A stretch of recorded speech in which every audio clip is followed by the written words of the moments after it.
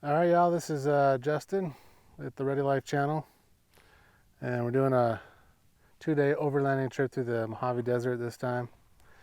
Um, it is incredible out here. I'm going to show you some footage. It's just, you can kind of see behind me here, it is just unbelievably green. This is not normal. This is usually just brown, and especially during the summertime. I mean, occasionally you'll get a spring. I just felt a drop from that cloud. But occasionally in the spring you'll get this. Very rarely you'll have a super bloom or something like that. But this is just bizarre. It's been raining for several weeks. I think we've gotten 7 inches in just a couple of weeks here. Monsoon, and so we're gonna drive through the desert here. I'm gonna find a camp spot, and then we're looking to go up higher into the mountains and find a spring that's up there, and then come back. So hope you enjoy it.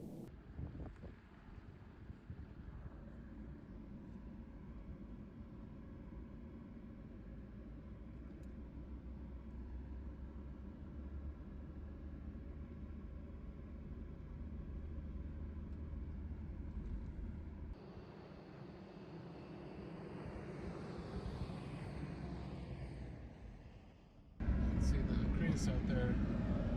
It's flowering.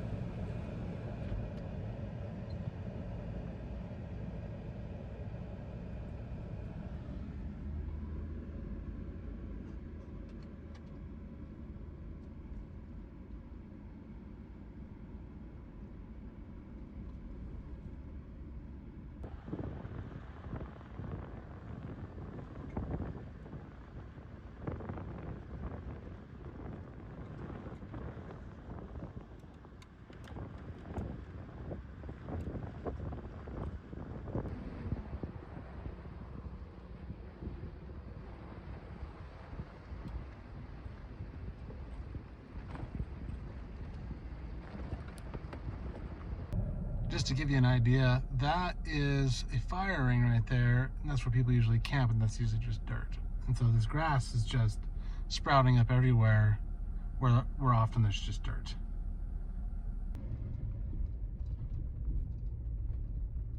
This looks like a good spot.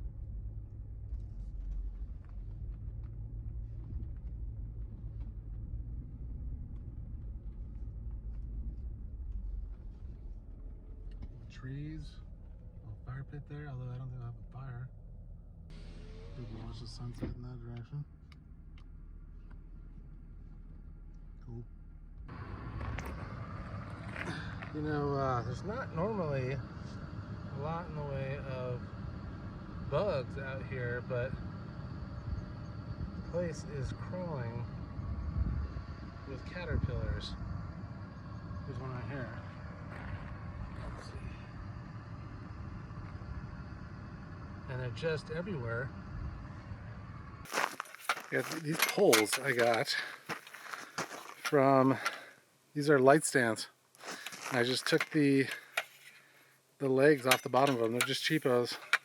I was looking, you can buy telescoping tarp poles that have the pointy ends, so it goes right through the grommet of a tarp. But I realized with just like a little knot, we can tie it to the pole without even having to worry about grommets or anything like that. We can use the loop on the tarp, tie a knot to that, and then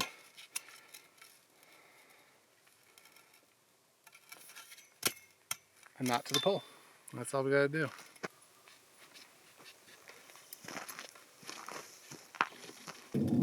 There it is, my shade, and an airplane going overhead.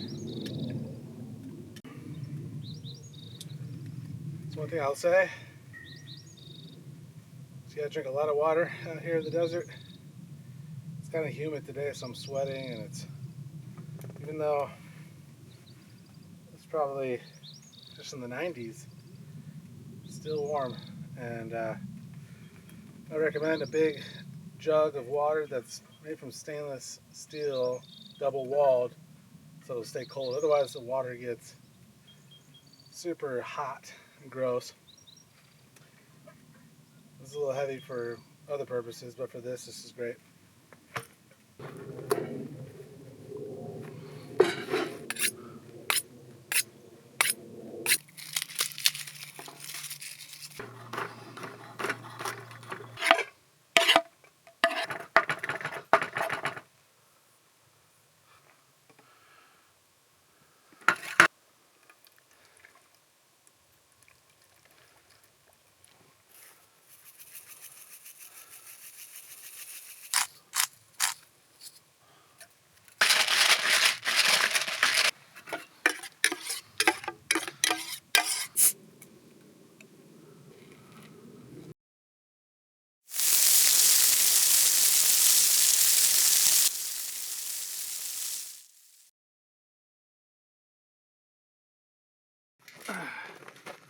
All right,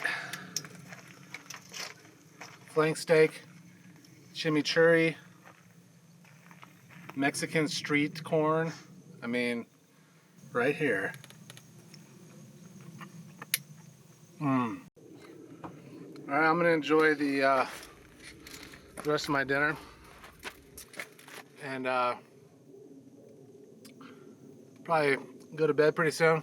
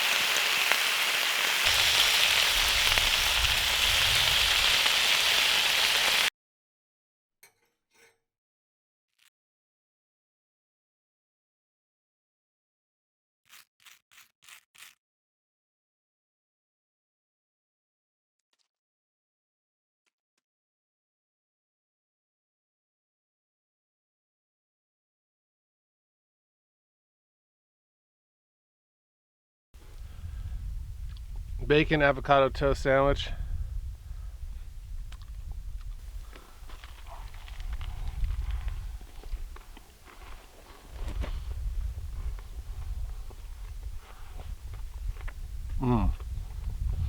Crunchy, creamy, delicious. Coffee.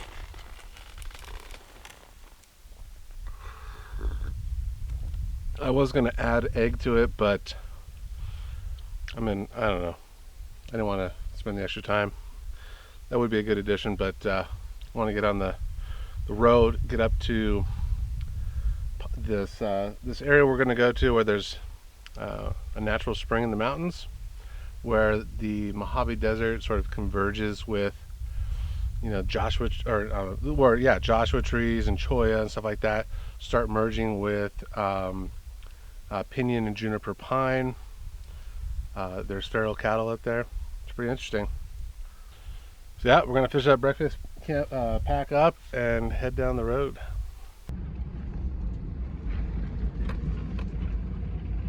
On the road again. Heading up the trail, higher elevations. Stop and see some sights along the way.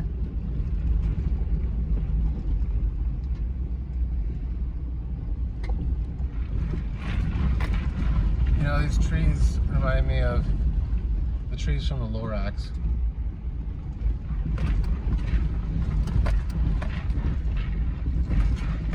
This road is definitely rougher than it usually is because of the water washing it away. A rare lake formed in the Mojave Desert. Obviously a structure, sort of like a intentional build for a pond. There are cattle that used to be out here, although it really smells like there's cattle out here now.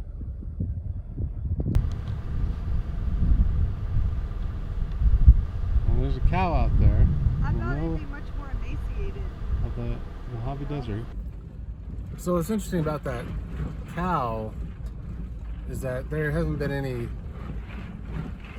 cattle permits out here for a number of years. So that's not someone's cow, that's just a feral cow. Apparently they're out here in these mountains. So I have never seen one down here. There's some evidence, you know, like corrals and stuff that are down here from when there used to be a ranch, but it looks like a bull because he was by himself. So who knows why he's down here and not with the other cows, but maybe he's just exploring and eating grass. I don't know. But very cool. We continue our ascent up into the mountains along this awesome desert road. Getting pretty thick in here.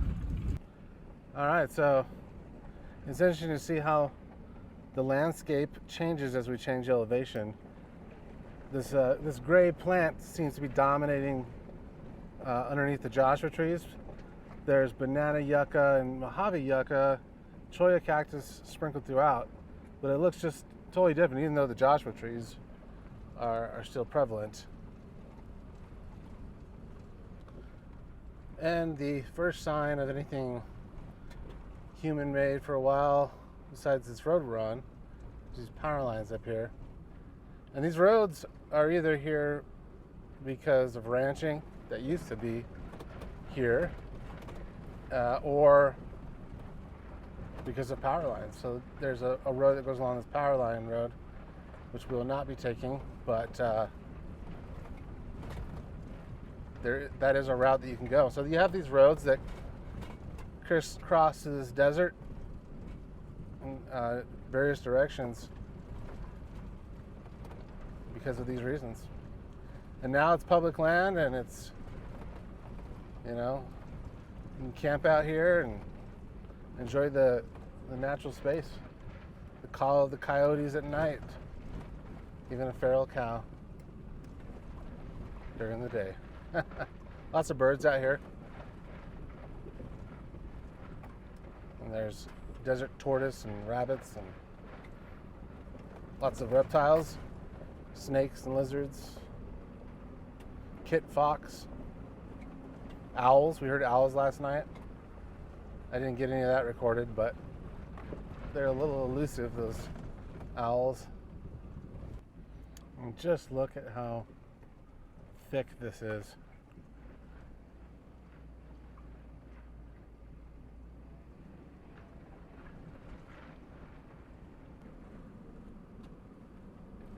See, now there is, I think, the first pinyon pine.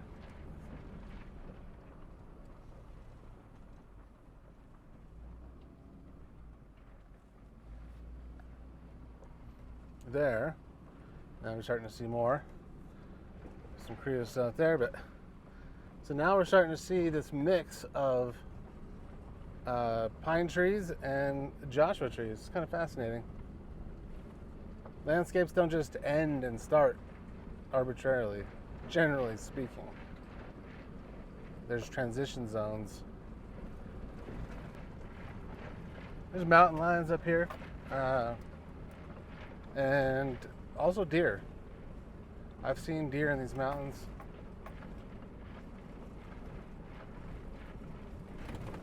You know, the Mojave, the Paiute, Southern Paiute used to, you know, these were their hunting grounds. This was a place people lived. So even though it's a desert, because of its amount of rain, life finds a way. The stuff here, it's amazing how over a long period of time with that rain, it turns brown, it kind of goes dormant. But then you get a big monsoon like we've had here in the last few weeks, and everything just comes to life. It's adapted to these conditions for millions of years. Now, it is unusually dry, and the drought is not just a drought anymore. You know, it's climate change. But this is a resilient landscape.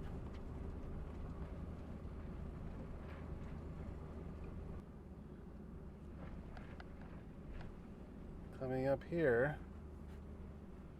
this was an area where this spring that we're approaching was actually diverted for the use of these cattle. And there's some corrals here.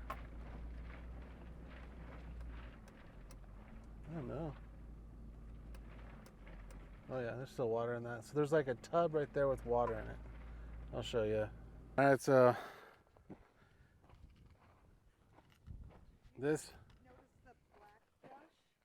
Yeah, is that what that's called? Black brush? Yeah, All the gray leaves stuff? on it. So that's a tub, and it looks like this is fenced off, but you can see all the cow patties here, and there's two open gates over there. So it looks like this is set up so that the cattle and other wildlife can get in here and drink that water. And there's one over there that doesn't have a gate, and I think that one's more for the birds. For the birds. Yeah, this is a nice little mountain range here.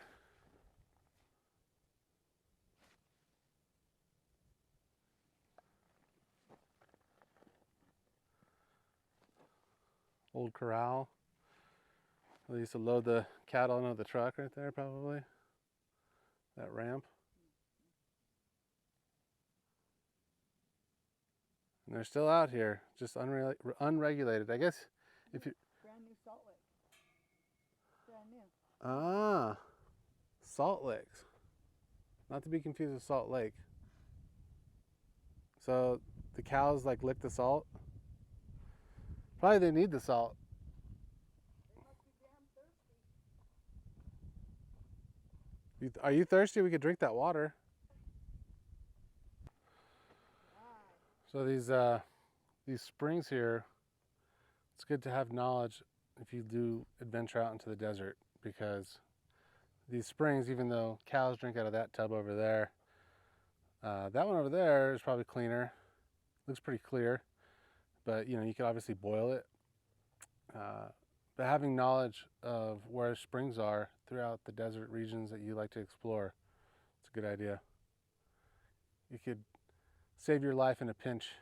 All right, so just left the spring area. Some government agents rolled up, and we're getting ready to do some herbicide treatment in the area for some sort of invasive weed. There's a lot of invasive species that are in the desert here that can, you know, do harm to the native species. They can get out of control, and so it's good that they're taking care of that. But we're not going to stick around for that herbicide treatment, so we're heading out of here. It's been fun doing this overland trip. Got to go all the way back down through the desert here on this long dirt road. But it's been a lot of fun. I'm glad you came along. Thanks for watching the Ready Life channel. And you know, let me know if you like this video. It's the first one I've done where, you know, it's an overland trip, car camping. Got to cook some nice food on the cast iron pans and everything. That was really good. I really enjoyed it.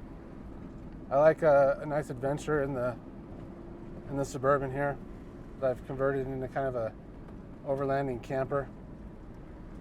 And yeah, if you like it, let me know. I'd love to know if I should make more videos like this. I did a bushcraft video a few weeks ago, and I do some, more instructive videos from time to time as well. Would love to hear your comments. Smash the like button, of course, and subscribe to the channel. Could always use some more growing. Just finished film school a little while back and doing some work on the side on some film projects, but got this going on too, and we're going to do more and more of this, so stay tuned. We'll see you next time. Thanks.